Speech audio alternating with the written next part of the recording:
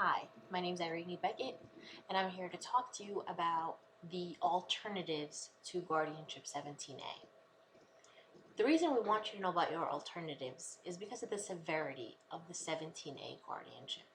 17A guardianship is actually the strictest type of guardianship in the state of New York. Why? Because it takes away somebody's rights from now until the end of time with no look back, with no ability to discern what a person's needs are or ability. As often is said about 17A guardianship, it's an all or nothing thing. So, as I said before, you know your family situation best, and maybe it does warrant a 17A type of guardianship. But before you look at the most extreme type of guardianship, you should explore all your other options. And by options, well, what do we mean? Well, have you looked at a power of attorney? Have you looked at a healthcare proxy? But before you can even look at all those things, you have to ask yourself, why am I trying to get guardianship over my son, daughter, grandchild, niece, nephew, friend, whoever it may be? Why are you trying to get guardianship? Is it because you want to be able to make their healthcare decisions? Is it because you want to be able to make their financial decisions? Are you afraid that somebody's going to take advantage of them and that there's no way that they're going to be able to manage life on their own without your help? Well, depending on how you answer that question is what determines what you should be applying for. Everybody has different abilities. We all have different skill sets that we could harness upon. And I've heard families say, my son, my daughter is 22 years old. They still can't bathe. They're in diapers. They can't communicate. I do every single thing for them. I have to help them with their hygiene. I have to cut up their food for them. I have to move them around. They can't move. They have cerebral palsy, or they can't do anything on their own. Well, in that type of case, then 17A is probably the most prudent action for you to take. But what if you have a 18-year-old or a 19-year-old who is able to hold down a job, a trade of some sort, and they do need help with managing money, but they can, commute back and forth. They're very good at math, but they're not quite there. They can't make certain life decisions. They need some help. Well, then in perhaps that case, 17A is not the right case for you. Why? Because the alternatives could actually work out better. What alternatives do I mean? Well, I mean a power of attorney. Now, what is a power of attorney? A power of attorney is a document. It's essentially a contract between two people that gives one person the ability to make financial decisions for somebody else. It can be revoked at any time. What is a healthcare proxy? Well, a healthcare proxy, again, allows one person to designate somebody else to make those healthcare decisions for them. So perhaps if you are in that situation where your son, daughter, loved one is able to make certain decisions, maybe not all, maybe they need help, perhaps a healthcare proxy and a power of attorney is the best thing for you.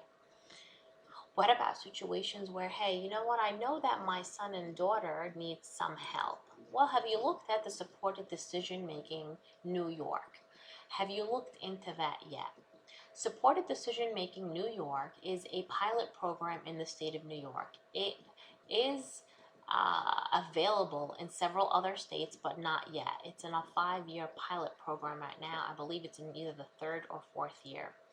Now, the Supported Decision Making New York, it helps families and the decision maker decide how he or she wants to be able to make their decisions.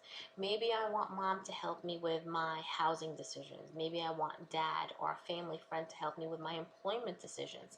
And it actually helps set your family up in a position where you're giving the decision maker the ability to make the decisions for their own life. Yes, they may need some help. And there's a group of people, a network of people that are there to help them.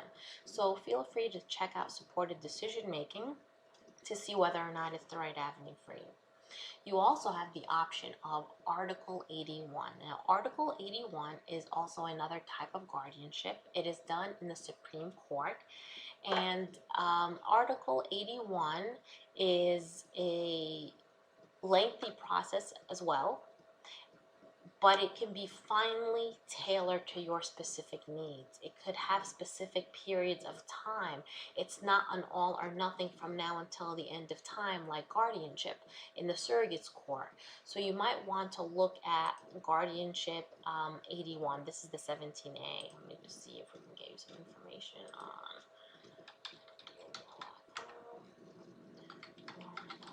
Let me just Google it. That's what I do for everything. Article 81. Guardianship. The Supreme Court in Staten Island, they also have a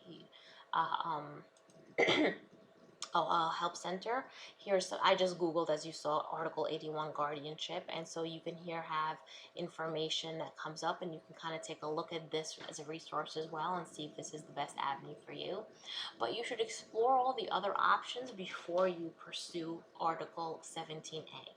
17A was enacted after the whole Willowbrook thing happened in Staten Island. Why? Because the legislation was trying to do something to make it easier for families to kind of regain control after that whole monstrous situation had taken place. But we view now people with disabilities different than we did 30, 40 years ago. As a matter of fact, even today versus 10 years ago, we're looking at people differently, right? Before, if somebody had Down syndrome or autism, it was, hey, they fall under the guise of 17A. Well, we know that Down syndrome and autism and Asperger's is a spectrum disorder. So you could have somebody who's highly functioning and have somebody that's very low functioning. Why should they be treated the same way? We're all unique people and have unique needs and unique and individuality about us. So every family is different, every situation is different, so you know your situation better than we do.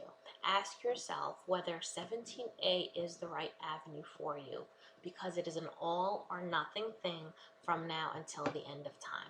I'm going to give you another example that I often use.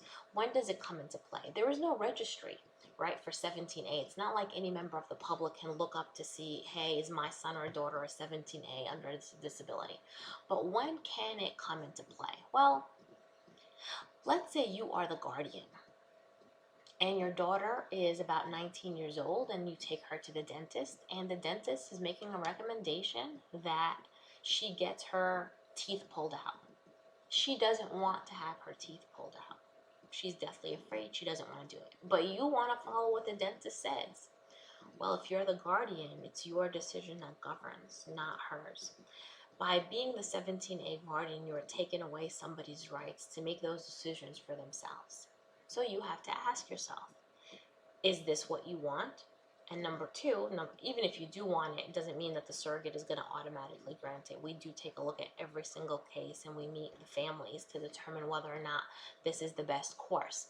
But why should your decision making, why should your ability to decide for yourself be now exercised for somebody else? Why are we taking away somebody's rights from now until the end of time when maybe all they need is a little bit of help? Any 18-year-old, regardless of whether or not there's a disability there, needs help with making certain decisions. So just look at the situation, look at the facts, and see whether or not this is the best situation for you. Again, it may be, it may not be. Every family is different. Every situation is different. But we just want to make sure that you're looking at the alternatives before you do commit to Article 17A.